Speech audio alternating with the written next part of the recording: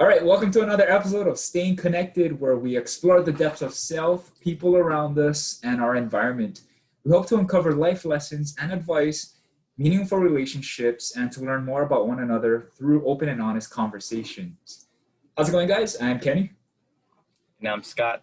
Let's go ahead and jump into it. So this episode, we're talking about probably one of my favorite topics, something that's rarely talked about, especially for men, and particularly Asian men, just because of our culture of just trying to deal with it and go through with it without, talking about it. When we talk about insecurities, just things that have been giving us constant stress throughout our lives and things that have affected our mental health. And so now let me ask you, Kenny, like any insecurities you're dealing with, how are you coping with it? What are you thinking about anytime, this insecurity makes you stress, and, why do you think that happens? Yeah. For me, I guess throughout my entire life, weight has always been an issue. Ever since I Same. was like a little kid. It was to the point where I just, it affected my mentality and just my daily routines, my whole lifestyle. So putting on a lot of weight has always been, just something that I was very insecure about. Always compared my appearance with other guys like that.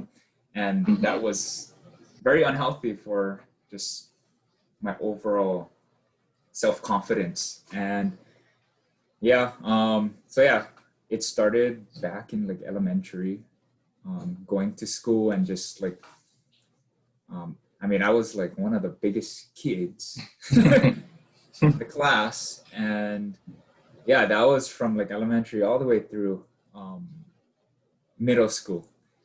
And from there, at that point, I was just trying to, just kept on eating. And, growing up in an Asian family, they feed you generously. And Yes, they do.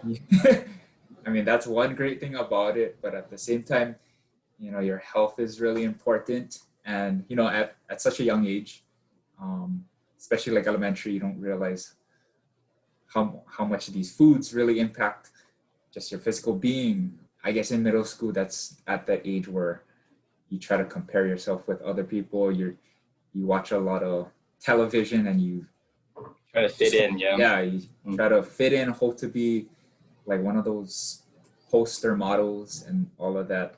And that's when I guess my insecurities about my weight started becoming a lot stronger and more detrimental to my mindset.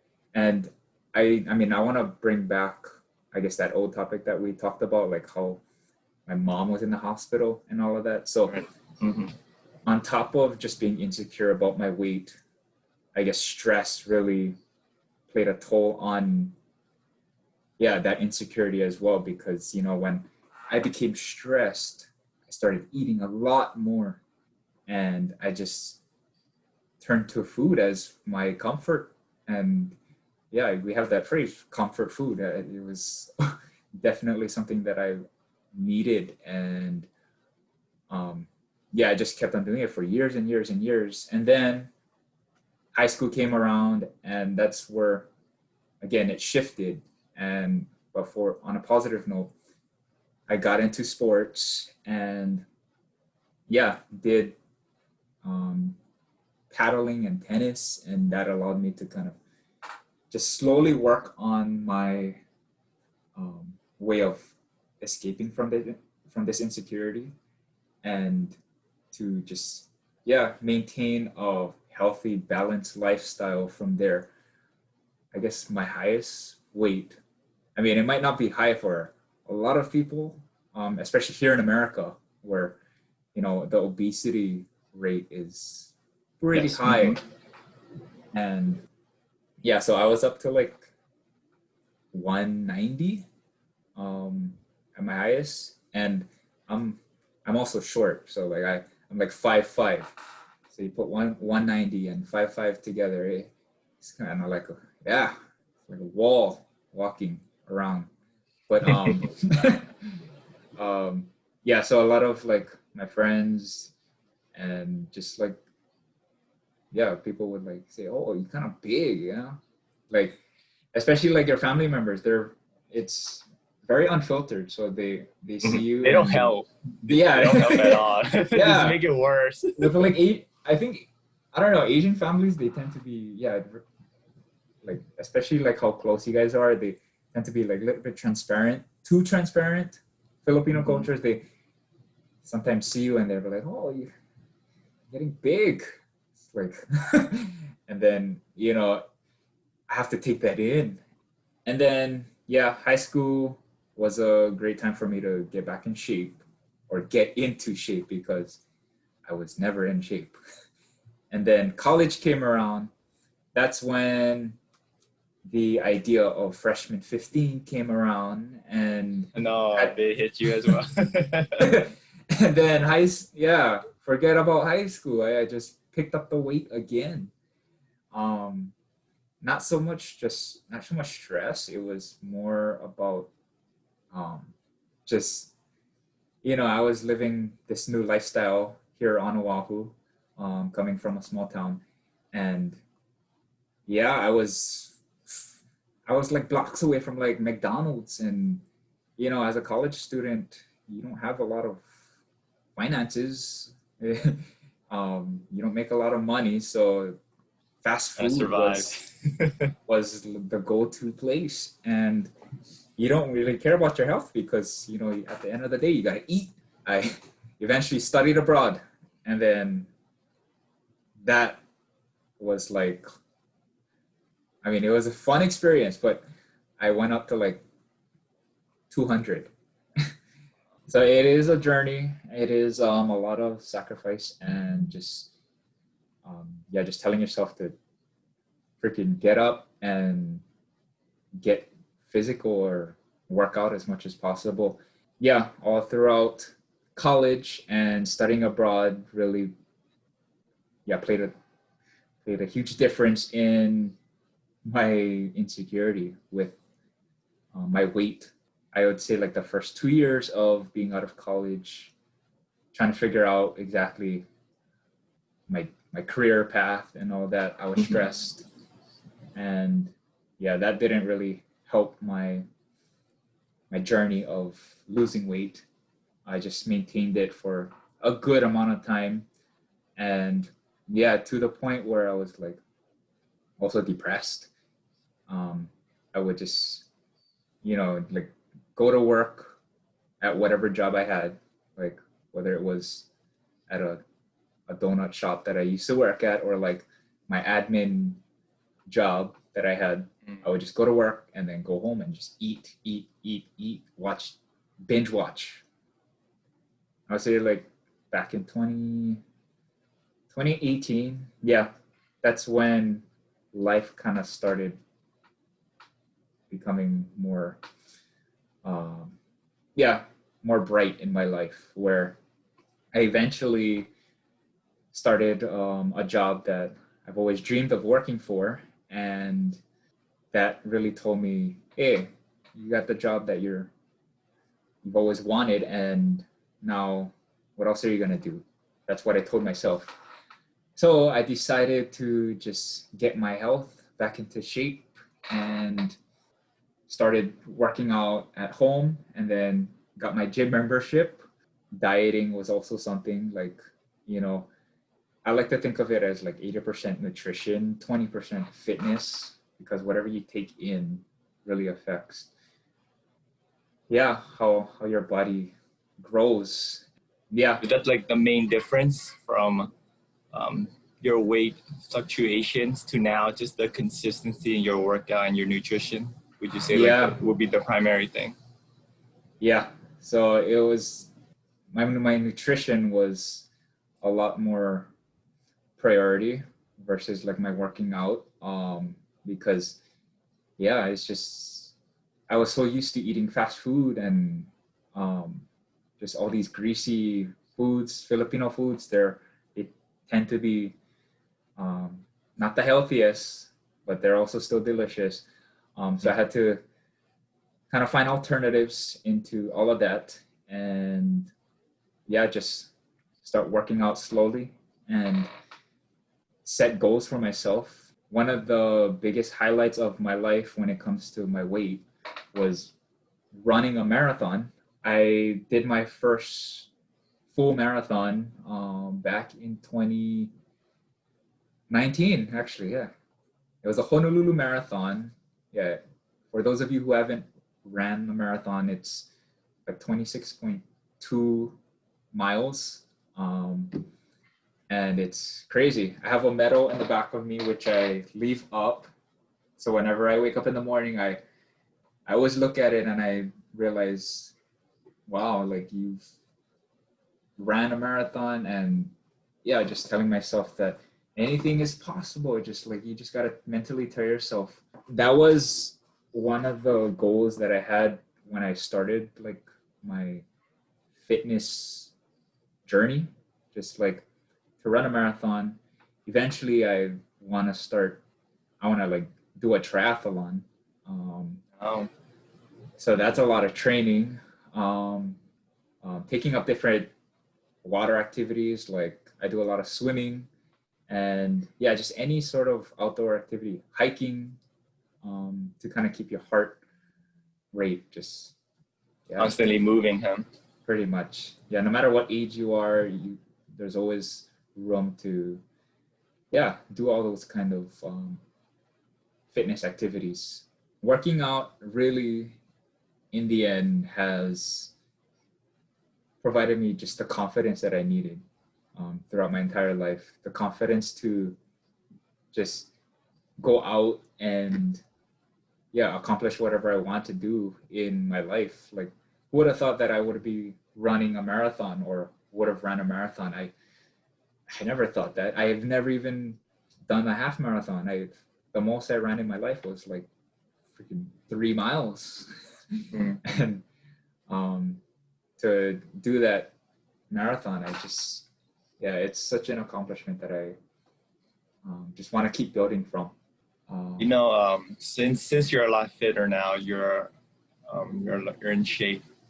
Has anything changed from like the mental side of things? Do you still have this like nipping bud of insecurity? Trying to bring you down, or like has that improved? Every now and then it's like I see just other people that they have like six packs and all that. So Right. I take that as not like as an insecurity. It's more of like my motivation to probably be like that. We all have different body types, and what is it? Some people, it's easy for them to lose weight, whereas some other people, it's definitely a challenge. And I at the end of the day, I try not to compare myself with any other people because you know the biggest competition in life is yourself. And Yes. yeah, you just have to tell yourself, you just have to keep going, and yeah, keep going until you reach that result that you want to be at. And don't let anybody or anything stop you from, yeah, achieving your fitness goals or any goals that you have in life. Deep down inside, it's like, are you happy with yourself? That's the question that Are you, Kenny? Are you currently happy with yourself right I now? am happy with myself. What is the final goal for you? Mhm. Is it just mentally being like free of the insecurity? Is it getting ridiculously jacked? What's the final goal? Being jacked is one thing, but you can be jacked, but at the same time, you might not be happy with yourself still. So yeah, I just want to live like a healthy lifestyle, healthy mind, healthy body, healthy spirit, and yeah, trying not to compare myself with anybody else but me. And yeah. I think that's the biggest thing. Not sure if you had it growing up, but for my family, or especially in Asian cultures, there seems to be so much comparing for some reason. Like if someone else is like a neighbor's daughter or son, gets into medical school, your parents are always like, my parents specifically, they're like, oh, why? No, look at so and so, well, they're on the path to greatness, and like I don't want to put a whole lot of blame to my parents because they're great, but growing up is, like you said, just the comparisons just wouldn't stop, and you can't really escape from that because you have to go home and you have to deal with your parents. And I felt like we had the same story. I'm really conscious about my weight as well, and I'm still, because ever since I was little, I was pretty chubby. My parents and like the people around me would always comment on that. I would give perfect attendance, and then the first thing they would say, oh yeah, don't forget to lose some weight, or like, oh yeah, that's pretty good, but let's work on that tummy. So I felt like every significant award or achievement that I've had growing up, it got overshadowed by the fact that I was overweight. So I never really felt a sense of accomplishment. I was never really proud of my academic achievements. I think at a time like that, it just made me not want to try to strive for academic achievement, because all people seemed to care about was my weight at the time. That's all I thought, because instead of highlighting my strength, they were just looking at my weaknesses. And there's one thing to compare yourself to other people, but I think it just makes it worse when people always compare you to your weaknesses. They'll never see the best version of you if they're just focused on your weakness. And like navigating as like a child going through elementary school and middle school and high school and college, it became almost obsessive. I'm not sure if I told you this before, but like growing up, I don't know why or how this happened, but then I had this like tendency to look at people's Achilles. Like if you're really skinny, right, you can see the Achilles arch very, very well. And since I was a little heavier, like you couldn't see that, so I was just obsessive. I was just, I think it might be a mental disorder. No, it's funny now looking back, but I would look in the mirror and like, I don't know. I have to look at mine right now. Yeah, like if you look in the mirror, you can see the Achilles arch very, very. It's like a V, almost. It's almost like a V, and I was like, oh God, I want that V, And then I would like, I want that jawline, I want the collarbone, I want all that, And it was just like, I'm beating myself down, try to achieve those things. So sometimes it's just genetic. And then other times it's just diet and then working out, which didn't help, because the same people that were giving me crap, that were like belittling me, pointing those flaws out, they're the same people feeding me. So it's like they're contributing to the cause, but it was also my fault, because I was taking that and I was taking all the food in, because it made me happy. Like, for yourself, food was an escape for me, and I didn't feel comfortable anywhere unless I was, eating. So one of my routines back in the day was just like go home, drink a Coke, eat some chips, take a nap. So I think when I was in elementary, I was like 160. Oh. Yeah, and keep in mind I was like 4 feet something. Yeah. So I literally looked like a ball. It was not cute. I remember talking to girls and they would just be like disgusted with me. Maybe it was a distorted image of how I had girls looking at me, but for some reason, when I look back into like middle school and elementary, I had this image of like people having a bad view of me every time I talk to them. For some reason, I don't know why. Oh, I definitely had issues as a kid. High school, for sure. For sure. I got more confidence because in puberty, thank God. And I got a little taller. I played more sports. But no matter how fit I got, like even now, no matter like how fit I got, no matter like if I got abs, you know, yeah. muscles, whatever, I still feel insecure. Like I feel like sometimes, you know, this is not good enough. Mhm. So at like 2 a.m. in the morning or like late, early morning, I was just, you know, let's go work out, let's go for a run. Sometimes I remember in high school, like I would just starve myself just because you look in the mirror, you know, you see like, oh my God, so fat. And it's like, dude, I'm like 10% body fat. I'm pretty shredded in high school, but still, it's like it's still not good enough.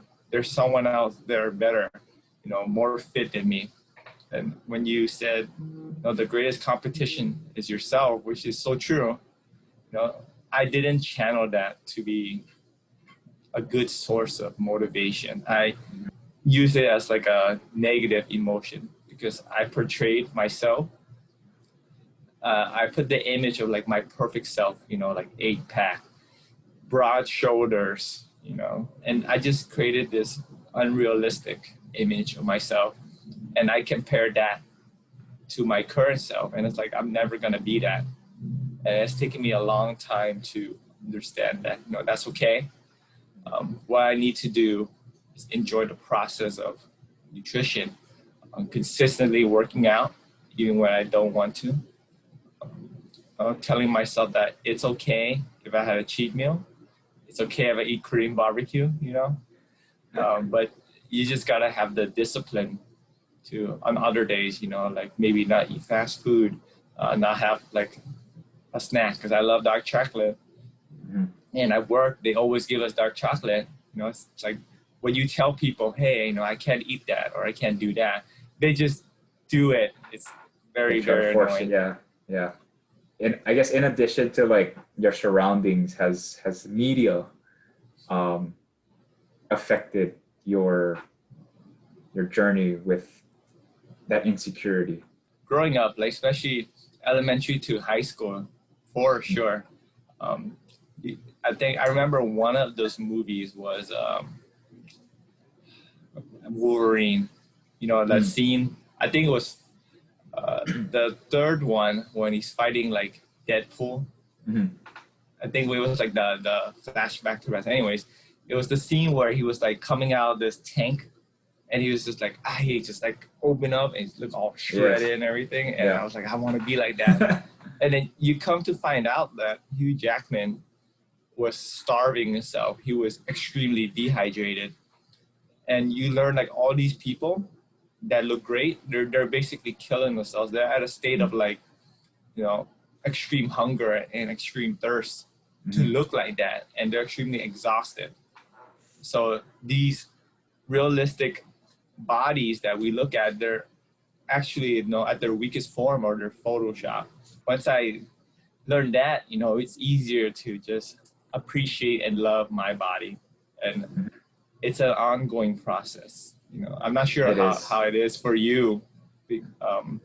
But for me, like I there's still that nipping bud in the back of my head, you know, like, hey, you know, you shouldn't eat this, you know, like you should eat something else. You know, like let's say I've been dieting for like 2 months now, and I want to eat some chocolate, or I want to eat some meat, but there's the voice in the back of my head telling me, hey, you know, that's gonna make you real fat.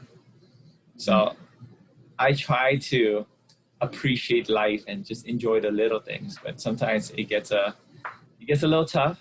Let me ask you, how do you deal with that? If you know, I know you love food, but sometimes we gotta say no to it. How do you say no to all the delicious food? Just learning how to say no, pretty much. And you know, if I'm to that point where I just take it, I have to just internally tell myself that I'm gonna run it off. But yeah, you just have to discipline yourself to just say no, because that's how it's going to be in life. You got to learn how to say no to things that you don't need in your body or just around you. So, The long-term wins that you're trying to get him. mm-hmm. Yeah, I think it's really hard to, in the beginning, it's really hard to build the discipline of saying no, because the short-term gratification of just getting something that you like just trumps everything else. I remember just drinking so much Coke in middle school because it tasted amazing, everything, and I would try to walk on the treadmill, burn some calories, but at the end of the day, like the calories from the Coke just overwhelmed whatever exercise I did, so I wasn't making any progress. So not it's so. Is there any foods that you struggle to say no to? Well, before it was like just a lot of McDonald's type of like burgers and fries were like my go-to things, and it's not only it's cheap, but it's filling and also dangerous to my health. I remember watching what's it called, Super Size Me. Yes. Super Size Me. I mean, even with the whole process of showing all of that, like I watched it in high school, I think, and then like they show the process of making the burgers and all of that. I still, as disgusting as it looked, I just continued eating the burgers because I was just maybe crave the burgers more. Yeah, it was like happiness right there. It was comfort food, and I mean, in the long run, it affected my health and put on the weight for that. So I just had to tell myself to stop going. Not sure if you do this, but I definitely do. Even now, I still do it. I would, like, when someone would offer me food and I know it's bad for me, I simply just, sometimes I can't say no, just because I don't want to, I feel like I'm being disrespectful to the person that's giving to me. Might be just a mental issue, but like I would make up excuses, or like I would lie about why I don't want it instead of just saying no. No would be perfect, right? I would tell them, I'm allergic to that. I specifically remember me telling people, oh yeah, I'm allergic to that kind of cheese, and it just makes my stomach, and I would tell them like other lies, like oh yeah, that food, it just like gives me a headache. So that way it justifies, it gives the other person a reason of like, okay, this is gonna cause harm to Scott, so I shouldn't do it. Instead of just me saying, no, I don't want it, because I didn't want to offend the other person. So I'm not sure you had any situations like that. I mean, I usually say like, oh, sorry, I already ate.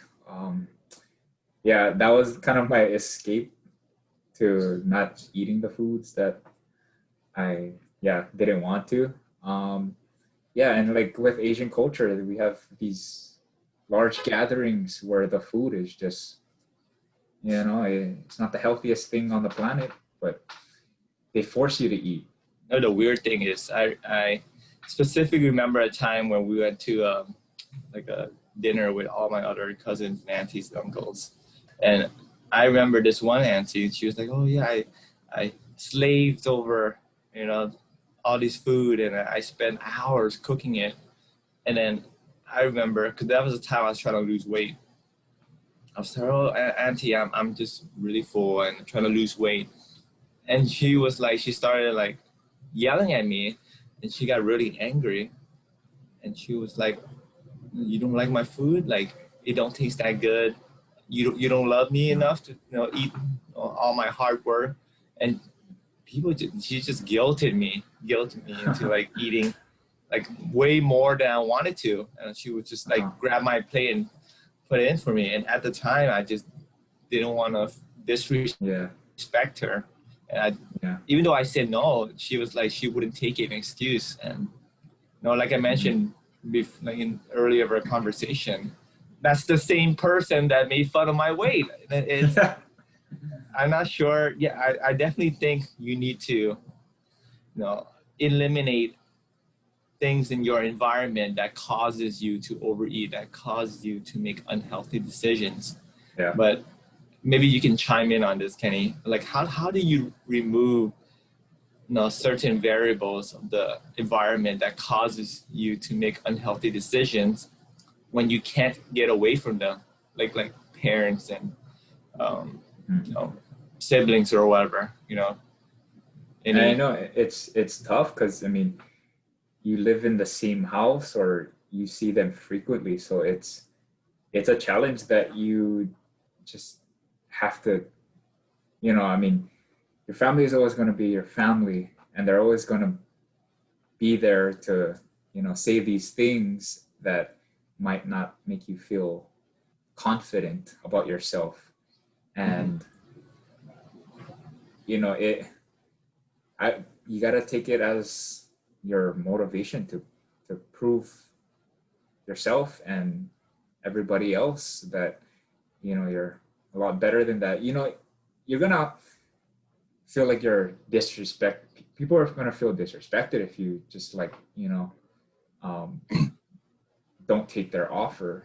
But are you happy within is the question. It's a sense of like selfishness to a point. Like, if you're nice and all, it's like, if you're too nice, you're just gonna keep on taking these things in that you don't need. And yeah, that's where your discipline comes in. So yeah, like living in the same house, it's definitely tough because you're forced to do it when you don't want to. Yeah. I just want to add on to that. You made a very important point about standing up for yourself. I think you gotta establish values and principles for yourself.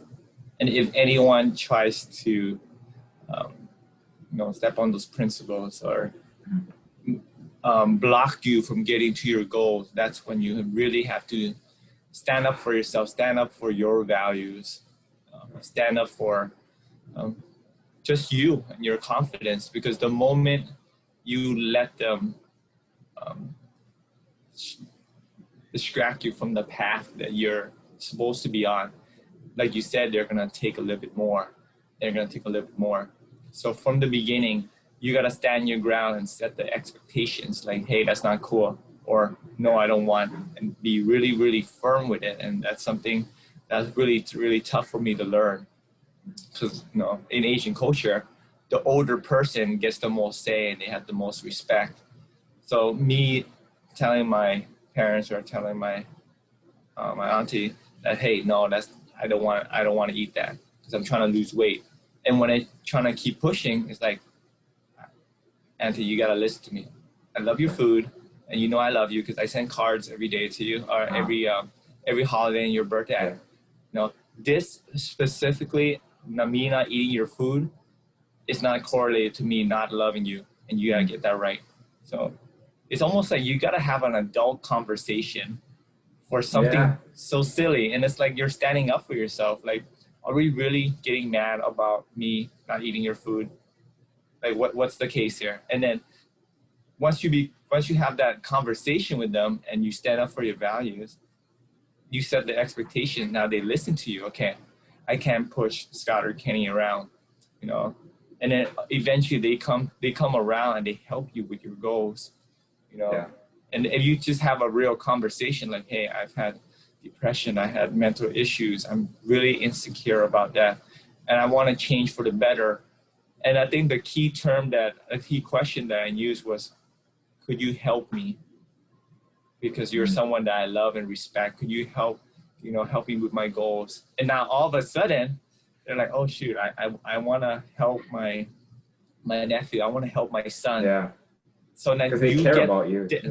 Exactly. And then it's not like manipulating or anything. You're just, trying to get them to be on your team, instead of being on two separate teams fighting each other. Like, come help me. I need your guidance. It's the way you're trying to spin it. And then eventually they'll be like, okay, let me help Scott. Like, let me give you less portions. Let me stop pressuring you to eat all this food. So I think that has helped me. Just being an adult, standing up for yourself, and having that real conversation. Because all this time they'll just have assumptions until you tell them, "Hey, I need help. I'm trying to do this." I think that's worked for me. Complete transparent and honesty.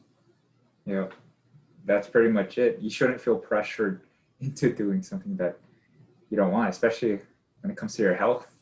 It's like you just have to discipline yourself, and instead of having two sides to the issue, you both have to just find the common ground into achieving both sides' goals to everything. Well, I'm glad that relationship is still good. Yeah. Thank goodness. It was a lot of work. Like for looking back now, it was something so trivial, something so small. It's like, why can't you help me lose weight? but what we need to remember that something trivial to us is like the world for another person. And you can flip it around. Like us losing a few pounds, trying to get fit, trying to get in shape, trying to look a little better. It's the world for us, but for other people, it's just a few pounds, but they don't get it. So we gotta have that conversation and, learn, see each other's perspective. And I feel like this is what this podcast is all about, having those conversations and staying connected. Because if you don't talk to one another with an open mind and, be honest about your insecurities and your vulnerabilities, it's like, how can we really get to the root of things? Yeah. I mean, there's a lot of people out there right now just dealing with their weight issues, their insecurities, and no one to talk to, and just, they're constantly dealing with these pressures of just their daily lifestyle. And it's good to kind of talk about this, because insecurities are like one of the hardest things to bring out in people. It's like a lot of people don't want to share these things and be vulnerable. You just have to set it out, and you're gonna have people there to support you, and you're gonna the biggest competition in life is yourself, and it's a journey that we all go through to overcome all of this. But learning to love yourself is very hard. Yes. But I think that is a good place to stop.